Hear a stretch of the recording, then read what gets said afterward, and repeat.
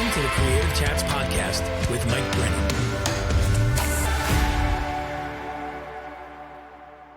Hey, welcome to another episode of Creative Chats. I'm your host, Mike Brennan. Today, I have a conversation with my new friend, Anthony Markey. And Anthony is a business profit advocate and a podcaster. And he has a podcast called I Know a Guy. And today is all about the power of conversations. It's about the power of connections. Anthony loves to lean in, have these conversations with people, leverage them to figure out who do you need to know and who do I know that I can connect you with. And he is all about networking in the non-sleazy, the non-salesy way. Because if you're like me, networking, especially back in the day, it was gross. But this is about authentic relationships. This is about meeting people where they're at, asking questions, listening, and figuring out how you can bring some value to them, how you can bring some connections to them and say, hey, you need to know this person that I know, and making that introduction. So if you're someone today, you're thinking, man, I really wish I had more people in my network. I really wish I had more connections, especially as I build my creative business, as I do this thing, as I'm an entrepreneur. Maybe you're just starting out.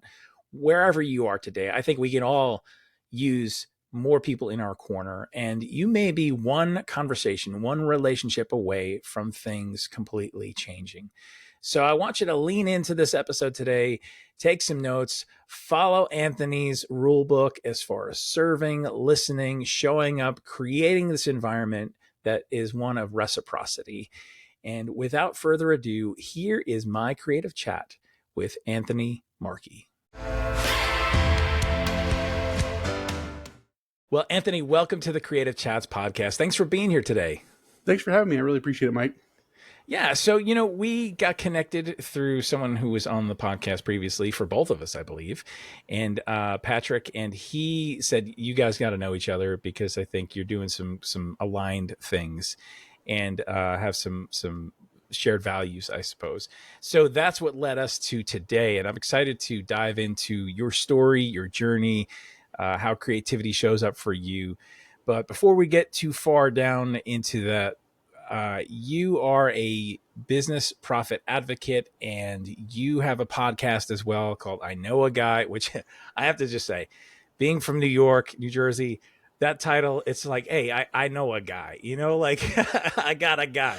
So that resonates with me, and we're going to talk more about that as we go. But just as we're diving in here today, when you're at a party, when you're at a place and someone asks you like, hey, who are you? What do you do? Like, what is your typical response, your go-to for that? That's actually kind of a hard question because I've been a bit in transition. My go-to is, I'm self-employed because a lot of times they're just asking to be friendly. If they're curious, I'm way more than willing to go, bend their ear for a while. So typically, I'm self-employed. If they ask, I'm like, I'm a business profit advocate and podcast host. And then I go however far down that rabbit hole. I feel like a lot of times they're wanting me to ask back what they do. So that's probably what I follow up with this. Oh, yeah. Okay. Sure. What do you do? And then, we can circle back around. But self-employed is kind of how I start to see, test the waters. Yeah. Yeah. So where did your story begin with this? Like, I mean, obviously you weren't like, hey, this is something I'm going to do right out of the gate, right? Like, this is probably something that you evolved into, that you got curious about. You started to test some things, right? Talk a little bit about like, where did you come from in terms of your background? And then what did that look like as you started to pivot more into your own thing? Yeah. So I started off, after high school, I went to college. I was mostly in college for football and volleyball girls, right? So wasn't sure what I wanted to do when I grew up. I thought I was going to be in nursing. So I was like, okay, we're going to study nursing. I'll have a job forever. It's going to be perfect. I went and got my EMT to see if I even liked medicine. It was kind of nice to dip your toe in. And turns out I really liked the ambulance, but hated working in the hospital. So I was like, okay, I'm never going to be a nurse if I hate the hospital. Maybe I'll be a flight nurse. There's height limitations. You can't be taller than 6'2". So I was like, well, that's out. I'm never going to do that. And then working in the back of the ambulance, again, it's not super tall back there. I felt like I was just hunched over people while they're having a bad day and I'm sweating on them. I'm like, okay, I don't want to do this forever either. So I tried a bunch of different things. I've literally probably done everything from working at a store, working in call centers, blue collar work, construction. The very last thing that I did before becoming an entrepreneur was I was a painter sandblaster, and it was a very distinct night. I remember it. I was working overnights as a painter. It was -40 with wind chill. So I'm in overalls and a sweatshirt and all that. And I had to use the restroom. I'm like, all we have is porta potties. And I have to go outside in -40 in the dark, remind you, overnight with overalls and figure it out. I'm like, oh, there's got to be something better than this. Like, this is awful. I'm not a Viking. I don't want to do that. So eventually I started looking into, the entrepreneur world. Started off in the life and health industry, learned a little bit about sales. And, since then I've transitioned a lot. My offers changed quite a bit. I went from, life side to health side to back to doing both to, going from B2C to B2B to where I am now, to where I'm a B2B agent, and then discovering the through line with everything that I've liked to do. Has been more of a recent development where it's like, I actually just really enjoy talking to people. It's not necessarily the selling part. That's fun. Don't get me wrong. If you have a sale, you're like, oh, that felt good. But it's actually the having a conversation, learning about people, creating connections, finding connections for others, making introductions, things like that. It's been the through line with what I've liked to do. And that's where I've kind of landed now as my business side. I'm a business profit advocate. On my next side, I host I Know a Guy. And yeah, we're trying to marry the two, and it seems to be going pretty well. I love that you said you found the through line, because I think so many times we look at these pieces of, interests and passions that we have maybe, or experiences, and it can seem like we have just a bunch of puzzle pieces from different puzzles at times, right? Like, what do I do with this? I don't really know. I tried this is in the rear view. Is there any redeeming value in this? I don't know, right? But I think it takes some examination a lot of times and figuring out of going, okay, what was the deeper thing underneath the experience I was having, right? Was this a conscious thing for you, or was this more like a revelation? Like, what did that look like for you as far as understanding the through line? It was a revelation. Like I said, I've always, been in a position where I'm having conversations, especially once I got into the entrepreneur world, where that's all sales is connecting and chatting with people. And then realizing, kind of looking at a 30,000 foot view of what is it about it that I like to do. But then, I was having a lot of one-on-ones. I was doing a lot of networking. I was meeting people. And the thing is, I'm in the B2B space. The majority of people that I'm meeting every day are never going to be clients. They're never going to be, they don't aspire to be my criteria of a client. But I still wanted to be able to connect with them. I still wanted to be able to serve and help and find ways of networking and bringing value. And it was kind of an epiphany where it's like, well, if I just make this all about them and I record it and share it, that's valuable. People are going to like that. And it was one of those things where it's like, after I started doing it, I'm like, this is the fun part. This is what I've been enjoying. Because, before I realized that, I thought the whole part was the part that I liked, but I cut the ends off both sides. I'm like, oh, it's this bit. It's I'm going to know you a little bit better when we're done here. I'm going to look at the people I know and I'm going to make good introductions, or I'm going to help you in some way or another. And then, so revelation, long story short. Yeah, no. That's awesome. And I think it's encouraging to anyone who may be listening right now, who finds themselves in that place of going, I'm trying to sort out the pieces, and I'm trying to find that through line, and I'm not really sure maybe what that looks like, to know that that's a part of everybody's story. If you hang in there enough, if you keep doing things and keep exploring and asking questions, right? I think the curiosity, understanding yourself, understanding what your gifting is, what you really want to do with your time and your life on this planet.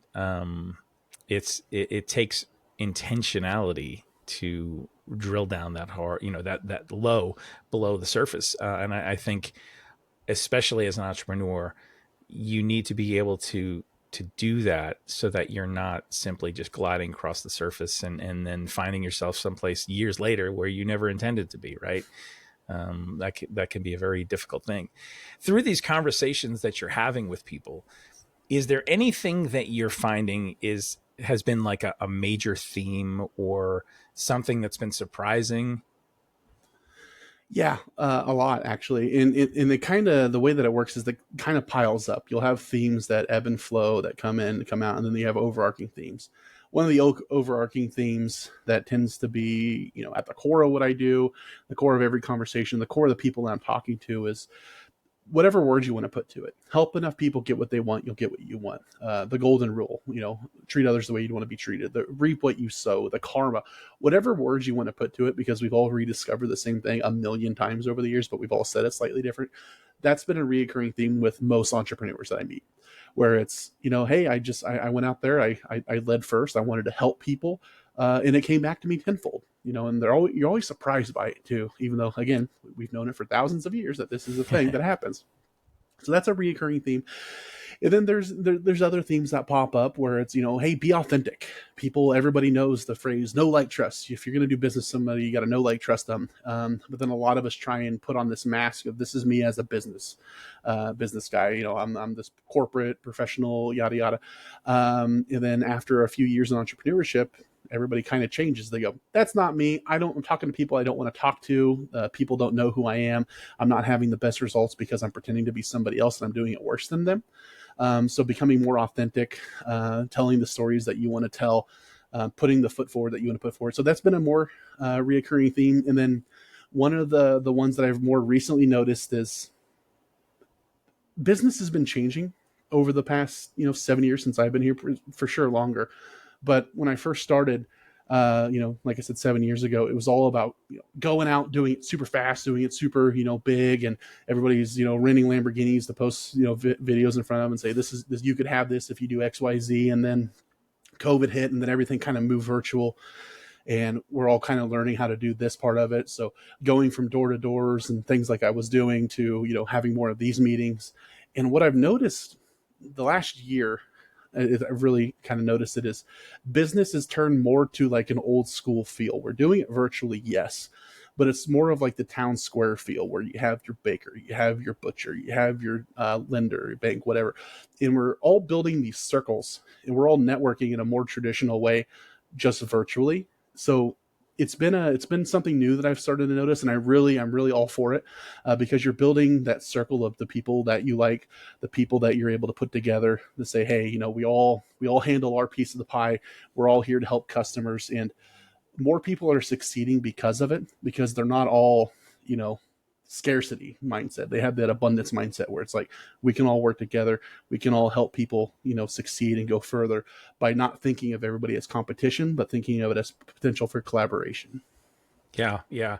I love that too, the word collaboration, because so many people, I think when it gets down to it, are really for that, but yet they may have been brought up in an environment that's very competitive. And so for some people, it takes them a little bit more time to shed that sense of competition over community. But there's far more value in the collaboration and the community aspect, and going, like you've been saying all along, how can I bring some value? How can I help people? And even if there's not a direct one-to-one thing going on, I know that if I'm seen as the person who can either be a connector or a person who can even give a little piece of the pie for somebody, a little piece of knowledge or some other connection, then I can be seen as valuable for that person. I can be remembered by that person as, oh yeah, like I remember having that conversation. I remember that person making that introduction, and there's more favor and there's more just, I think, willingness to reciprocate, right? I mean, it's like what you said before, the golden rule. Out of this, building this, right? So you're having conversations, you have your podcast, you've got a newsletter that you're about to begin doing, right? Talk a little bit about like what has shaped how the business part of this is looking for you. So the business part's been shaped through the realization of about being able to collaborate and work together. So as a business profit advocate, I have some fairly obvious connections, and a lot of it is kind of being a little bit creative. Where, hey, I didn't know that we could work together in this way, but I had this idea or they had this idea, and it kind of works where you find synergies you wouldn't otherwise, because I'm not going and thinking everybody's competition. Hey, I can help your client save this much money. Are you able to show them what to do with it? Kind of perfect pairings. And then that leads right into, the I know a guy thing, where it's like, hey, I don't do what you do, and I don't want to learn how to do what you do. I don't even want to remember how to say exactly what you do. I'd rather have a recording of what it is and then send it to somebody and say, hey, do you want an introduction? And then they either come back and go, no, I really don't. I saved them time. I didn't make an introduction that wasn't going to go anywhere. But more likely in my experience is, hey, they're awesome. Can you please introduce me? In which case they're going into that meeting, trust a little bit more. The 25%, it's not that first date vibe. They already know a bit about who they are. They can kind of relate right away. And then, like you said, I'm a little bit higher in their standings by doing that. So if they do come across somebody that might be a good introduction for me, people are super happy to reciprocate. So being able to do that and help each other out has been a big, big boon to the business. So it's changed prospecting completely, because I'm not out talking to the business owner. I'm talking out to the people they already know, like, and trust. And we're working together to find ways to help basically anybody and everybody we come across. Yeah. And so that aspect of, of matchmaking, what have you seen that's been surprising on that aspect? Like, have people been very open to that? Has there been any resistance to it? I mean, talk a little bit about your experience so far in that, connecting people. No, so far people have been very, very open. I've only think I've had one person say, no, not interested. And I think it was more of the get back to me when you're a little bit bigger, kind of not interested, Right. which, you're going to run into. But so far, I think people are hungry for it. We all spend a lot of time networking. If you spend any time as an entrepreneur, and you only really have so many hours a day to do it. How many conversations can you have before it's interfering on the rest of the work that you're supposed to be doing? So having introductions that that are going to have a little bit more weight behind them, as opposed to just a cold email, hey, you might want to meet so-and-so, where you can kind of vet it first, spend, 15, 20 minutes watching and going, okay, this is somebody I for sure want to meet. Please introduce me. It frees up your calendar, and it's a little bit more efficient. And it has that more traditional feel where if you were referred to somebody across the town square from you, a new business opened up, and it was, hey, my friend just opened up a bakery, you might want to go check this out. You're going in there knowing a little bit about them, whether it's just their family name, who they are, you saw them growing up, or you just heard it from a buddy. That there's a little bit more to that network, that connection, than there is if it's just like, hey, I think you two should meet. It's check it out, go talk. And people have been very, very open with it. If somebody is listening right now and they're thinking to themselves, okay, Anthony, I like this idea of networking in terms of how we're talking about it, right? Because I think there's like an old school networking that, I know when I first got introduced to this, word, it was the slick, like business card in hand, shake the hand, like, hey, buddy, work the room kind of grossness, right? And I was like, I don't want anything to do with that. But what we're talking really is more relational, which I love. And someone listening may be like, okay, I'm on board with that, but I feel like I'm really more introverted. What do I do? Like, how do I bust through that? Do you have any advice for someone who may be in that camp? Yeah, they're not gonna like it. It's just do it anyway. I went to a networking event in it was last year now, and I seen a group of people, and I've always been a little bit more outgoing. I walk over to the group, never met a single person there. Stand there, hey, I'm Anthony. What do you do? Because the best way to talk about yourself is to ask people about themselves, because they'll talk and then they'll ask you. So, really good icebreaker. Pro tip if you needed that. But then I seen a guy come over. He was an accountant, and just by looking at him, you could tell he was terrified. I mean, like rubbing his forehead, picking at his skin, touching his face, the whole 9 yards. And I was super impressed. He was obviously terrified, right? It might have been his very first networking event. Super introverted person, but he was there. He didn't say a lot. We asked him questions, because that's the thing too. People recognize that because we've all been there. I've been that guy that goes, I don't know how to go talk to a group of people. It comes with repetition. It's like anything else. So people started asking him questions, made him feel a little bit more comfortable. You could see him calm down a little bit, but just the amount of bravery that took, I was super, super impressed. And more people are going to look at it that way than you think, because all of us in our head are like, what are they going to think of me? A lot of them are going to see themselves and say, yeah, that's that's a little bit rough, but I'm super proud that you're doing it. And it turned out to be a really nice guy. He was just super, super shy.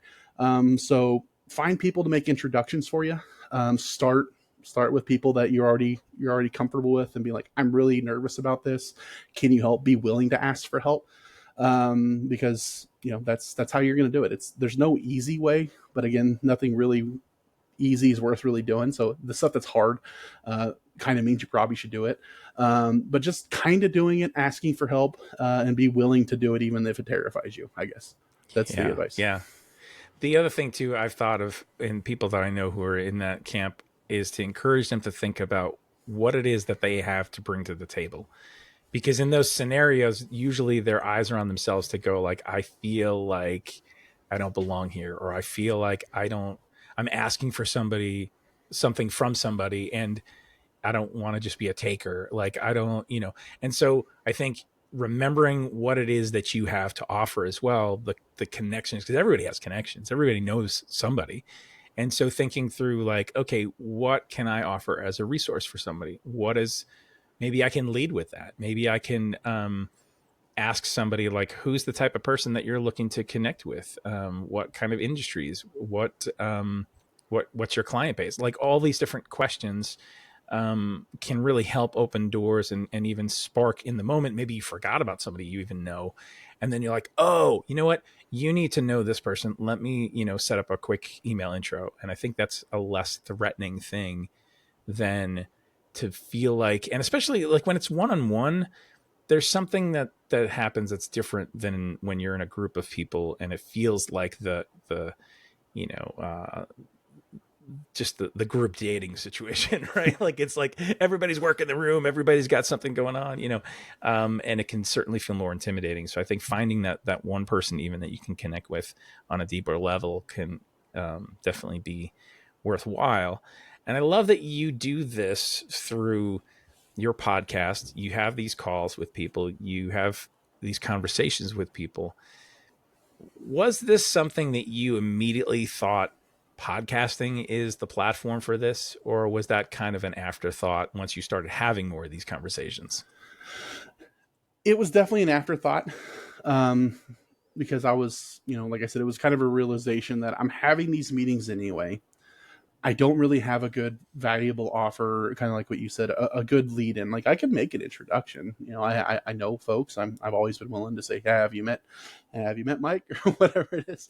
Yeah. But I wanted to be able to add more value than that. So I was just kind of racking my brain about things that I can do, because again, they're never going to be clients, but they're still doing really awesome things. And a lot of them are doing things that I don't know what I don't know. So people blow your hair back when they tell you what they do, and you're like, that's kind of amazing. How can I help you? So it was kind of an afterthought where I was like, okay, I gotta find a way to just like tell more people about this person, expand their network, provide more value. And then, watching things like YouTube and stuff, trying to find the answers, or like listening to podcasts, trying to find the answers of how can I do this? And then kind of taking a step back and going, oh, I could just do this. I could instead of watching all these videos about how to do it, I could just do it and put the videos out there about it. So if it's not there, make it kind of a epiphany. So yeah, it was everything that I've ever done has always been a slap in the face. I've never went in with a plan. It's always been something that ran me over. So I totally understand that. Yeah. Was there any conversation with yourself as far as having to convince yourself of being able to do a podcast? Like thinking, I don't know how to do this, as far as a process, or I don't have the right equipment, or, perfectionism creeping in, like any of that stuff kind of come to the surface? Yeah. I mean, just like everybody, kind of like what you alluded to earlier, we all have that imposter syndrome, but I've done, like I said, I've been ran over by enough things to where it's like, okay, I get the idea that I'm not going to get any better at it until I do it a bunch. So I'm just going to go out and do it a bunch real fast. And, figure it out as I go. I'm willing to look dumb, self-deprecating humor is right in my wheelhouse. So I'm willing to laugh at myself and say, okay, that was a mistake. Let's not do that again. So that's been a big help to do this. But yeah, you definitely start off and you're like, I don't know if I have enough stuff. I have a very cheap camera. I'm using a gaming headset. But it's not about me at the core of what I'm doing. So I was able to step back and go, okay, this is more about what they're doing, less about what I'm saying. I'm just trying to share who they are with more people. So that was able to help too, because, I'm not the center, I'm not the focus of it. It's, I know a guy, it's about the guys and gals that I know. Yeah. Yeah. And there's a certain amount of, the equipment can always be upgraded. The knowledge and skill set can always be leveled up, because the more you do something, the better you get at it anyway. So I think your example of just kind of diving in and going, you know what, I see the value in what needs to happen here, and I'm not going to let anything else kind of roadblock that and stop me, or wait for perfect, or wait for whatever it is that we sometimes wait for. And then we find ourselves, years later, still not having taken a step. So I applaud you on listening to that and recognizing that, and now having all these conversations recorded and able to be shared. Um, as you're doing all these things, creativity is at work, right? And I would love for you just to talk a little bit about, like, how do you personally leverage creativity, either in your day to day, in these ideas for these bigger projects that you might have? Like, what does that look like for you? So it's hard because, like I said, the majority of what I'm doing is talking about somebody else. So I can take some creative liberties with things like, cutting shorts and things like that. But it's the real creativity is finding ways to communicate with people to where at the end of it, they go, huh, I've never told anybody that. Or getting people to open up in ways that they want it. And I've always kind of been good at that. People are always like, I don't know why, I've never really talked to anybody like this. So I think a lot of that is just be willing to actually listen. A book I always recommend people read is How to Win Friends and Influence People. Um, be interested, not interesting, is kind of at the Yeah. heart of what I'm doing. So listening when somebody is talking, and not just waiting for your turn to talk, is a big part of it, to where they might say something. Maybe you have a set amount of questions. Like, I have certain questions that I like to ask just because it helps people understand who somebody is. But being able to listen to what they're saying and go, you know what, you brought up a point, and then ask them to go into detail, because a lot of us are only used to talking for a certain period of time, where I had my 3 minutes and now I'm done. But then you prod them to go a little further, and you get 10, 15 minutes into it, and they're like, never really been allowed to talk this far.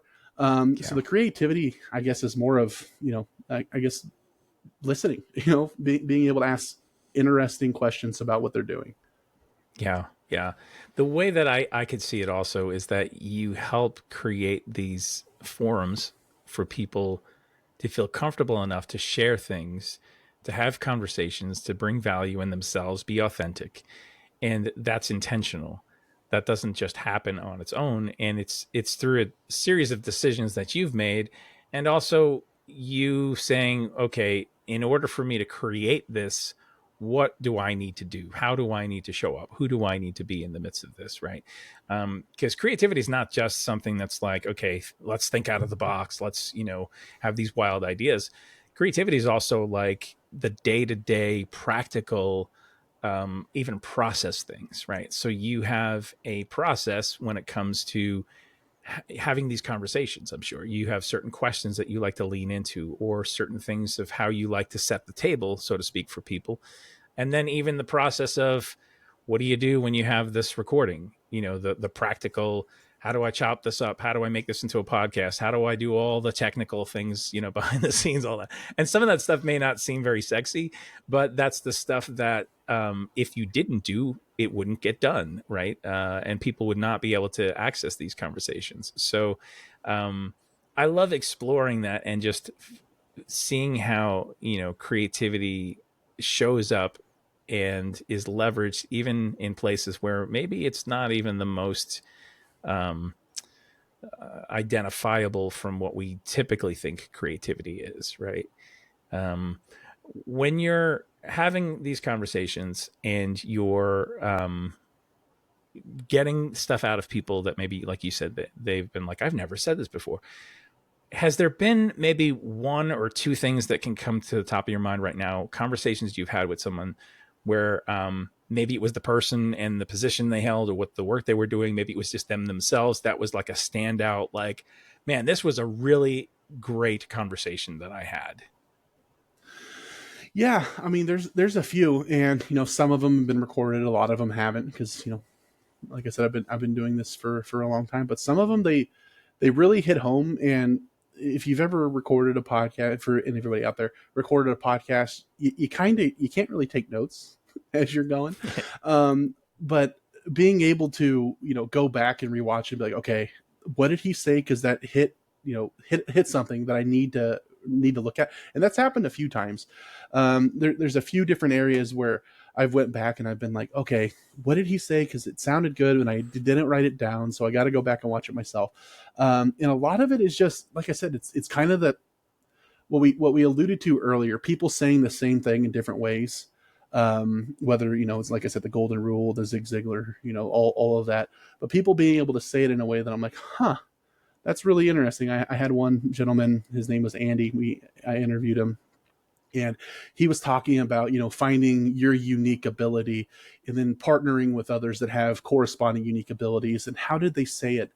It was, if you're a 7 out of 10 and you partner out with somebody that's also a 7 out of 10, that makes you a 20 out of 20 because your strengths and their strengths complement each other. And I'm like, that's kind of a really cool way of thinking about it. I may be really good at this, and this, but kind of not great at this. But finding people that are really great at that I have the rest of this covered, really ups everybody's game. And it's not an additive, increase. It's multiplicative. Hey, we were able to complement each other in such a way that we're able to do, a multitude better, as opposed to just saying 1 + 1 is 2. It's, 3 times 3 is 9, so hearing things that I already know slightly different is always one that kind of blows my hair back, where I'm like, I haven't really looked at it that way before, but that kind of changes a lot. Yeah. And that's the stuff that stays with you, right? That you continue to think about long after the conversation's over, that takes root in you and becomes a part of your thinking, your methodology. And those conversations kind of sneak up on you, don't they? Right? Yeah. Like you're never expecting that. And sometimes it's not even from people that you would think that, if you have somebody who's quote more of a name or something, you might think like, oh, well, they're going to bring the most value or the most wisdom in the conversation. And it might actually be the opposite. And so it's, there's a level playing field when it comes to just being open to conversations and seeing where they go, seeing what unfolds, following curiosity. Like you said before, listening is such a key skill to hone, because that's really where we can lean in and go like, ooh, they said something there. I want to unpack that more, because I feel like there's a deeper level we can get to. There's more gold there, as we talk about like creating, and you're doing the podcast, and we touched briefly on this idea of this newsletter. Can you talk about like this newsletter? What's the difference between the newsletter and the podcast? Like, what's the idea behind it? Yeah. So the podcast is where a lot of the content is being made. We're having the conversations with cool people doing cool things. I want to share it with as many people as possible. The newsletter is going to be kind of the vehicle to do that, where, it's going to be a weekly newsletter. Once a week, it's going to go out and say, here's the people that you should meet.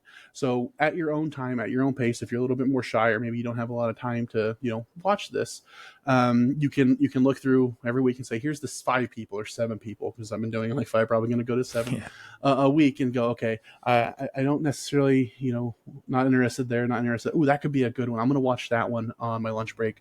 And I'm going to ask Anthony for an introduction. So it's just going to be a vehicle to say, here's who you might want to network with this week. Here's some people that are also interested in collaborating.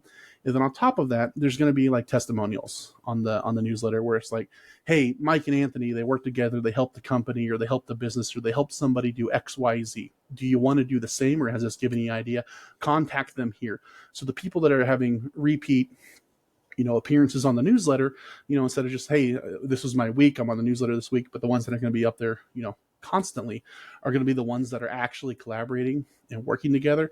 And then we're going to share examples. So the idea behind the newsletter is we're incentivizing collaboration and an abundancy mindset. So you're not thinking of everybody else as competition. So if you are a newer entrepreneur, and you're thinking, how can I find power partners? How can I collaborate? How can I find different ways of marketing, as opposed to just cold door knocking, cold calling? You can look and say, okay, this guy does what I did. They partnered with somebody that's a really good idea. I'd never thought of that. And then recreating it yourself. We're not, that's the thing about creativity. You do it once and like, that's a good idea. Then a bunch of people can do it too. and they can have similar results. So the idea is saying, hey, we found ways that we can work together. We're showing it to everybody out there. The people that want to collaborate, they're going to be there more often. So it's going to help them. More people are going to be, incentivized to do the same. And hopefully it's going to be a compounding effect where we all have, like I said, that abundance mindset. It's like, hey, Mike and Rudy, Mike and Anthony, Rudy and Tom, they all work together. Here's different ways. Go do that. Yeah. Yeah. I think it's also smart to give people different access points in terms of how they may consume something, right? Because not everyone's going to watch a YouTube video or listen to an audio podcast. And somebody may want something in written form where they can kind of skim or kind of get the information in a different way. And so I think having these different parts that kind of complement each other and also give, like I said, access points to you, to what's happening, to the conversations, it's a smart thing to do strategically. And that's something that, I try to encourage a lot of people that I come into contact with, even in terms of if they're artists or, they're leveraging creativity for their livelihood. It's so easy to get in one lane where you're thinking, well, this is my zone. This is what I'm good at. I'm only going to show up in this way. And I'm like, you need to learn how to write well, because that's another way for you to talk about what it is that you do and to bring information, bring experiences to people, and think about more of the end user, if you will, right? The person who's going to interact with the content that you're creating, not just yourself and going like, well, this is what's comfortable for me. This is how I like to access information. Therefore, this is what I'm going to stick with, right? Are there other places that you would think that you could dip into as far as, maybe it's different forums or different, expressions of this content like that come to mind? Like, is there a next thing that you're thinking about already? Oh yeah, absolutely. So, it was a video I watched a year ago, and it was one of those things that I start doing something and it kind of comes to the top of your mind. And you're like, huh, that's what he meant. It was Gary Vee. He was talking about, he does long form content so that he can make other content out of it. So when I interview somebody, way more people are going to watch the shorts that I cut out of that long form video than are going to watch the full length video. So that's one form. But then I'm talking to people that are experts in their field that they're passionate about. That's the potential to write a blog. Hey, would you like to have a guest blog spot? Maybe you can write about your stuff. We'll have you as a contributor so more people can find you. It's going to help the SEO. People are going to find it. They're going to watch the full thing. They can watch multiple pieces from this one piece of content. So, a blog can come out of it. Posts, if they write, a blog, you can chop it up into posts, share it, certain ones on LinkedIn, share certain ones on YouTube, on Facebook, share certain ones on different social medias. So yeah, when you're talking to people that are really, really good at what they're doing and they're passionate about it, there's any number of different ways that you can share that medium. Because like you said, not everybody's going to sit and watch a half an hour, 15-minute, podcast. Not everybody wants to sit down and read a full length blog. Maybe they just want to post. Maybe they want a short. Maybe they're like, I just need a little inspiration today. Who's out there, who's going through similar struggles as me that can maybe give me a little bit of a pep. So that's what the shorts are for, where, you're asking people, how did you get through X, Y, Z? And then somebody out there is dealing with it too. We're not that unique as far as right. Entrepreneurs. We deal with a lot of the same stuff. So all of that is just more ways that more people can resonate with one another, and trying to, like you said, express it across different mediums where people are going to resonate. The newsletter is just going to be an area where it's like, here's all this stuff compiled, pick whichever version that, best suits your needs. Yeah. Yeah. I love it because then it becomes a hub and people can figure out their best next step and figure out who they want to connect with, like you said, and what information they want to access. Because I think, especially today, where there's no shortage of information, it's really more of how can I find the information that's relevant for me where I am today so that I can actually put that into practice or walk away with something that changes the way that I think or introduces me to a relationship that I didn't have prior to that. I think that's the key thing, in the midst of all the things that are happening, even with AI and everything else, right? There's a lot of noise, but I think when you can be focused like that and offer things like you're offering to people, that's a gift. So thank you for that, Anthony. I really appreciate that. Absolutely. My pleasure. Like I said, it's been what I've enjoyed to do. And if I could do this for the rest of my life, I would be tremendously happy. So, yeah. Well, as we wrap things up, can you tell people like where can they find you? Where can they, access the podcast and all the links, all the places that they can connect with you?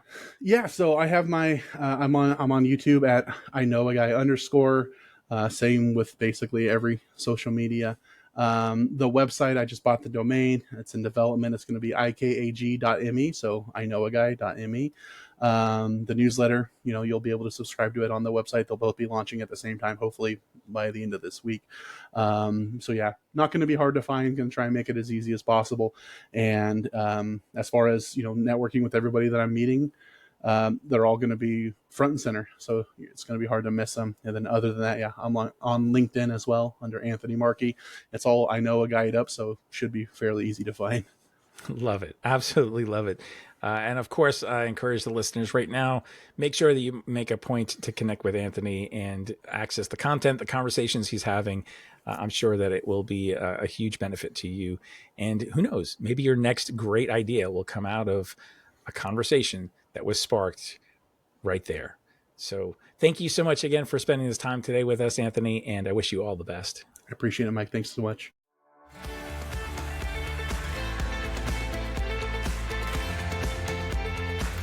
Thanks for listening today. I'd appreciate it if you would subscribe, leave a rating and a review. It really helps this podcast be seen and heard by others.